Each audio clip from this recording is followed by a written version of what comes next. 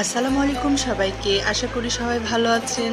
আজকে আমি আপনাদের সাথে শেয়ার করব একেবারে জমজমাট এক সন্ধ্যার মুড়ি মাখা।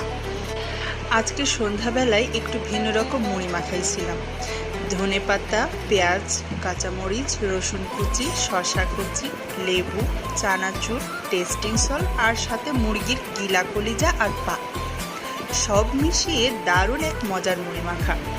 আমাদের বাসার সামনে মাঠের পাশে প্রায় দেখি এভাবে বিক্রি করে, সেখান থেকেই আমার আইডিয়া হয়েছে।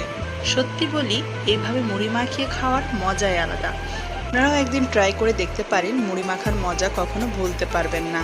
কে কোথায় থেকে দেখছেন অবশ্যই কমেন্টে জানাবেন। আমার মুড়ি মাখানো দেখতে কেমন হয়েছে সেটা অবশ্যই জানাবেন, আর এই মুড়ি মাখা খেতে কার কার ভালো লাগে সেটাও জানাবেন। ধন্যবাদ সবাইকে, আজ এ পর্যন্তই।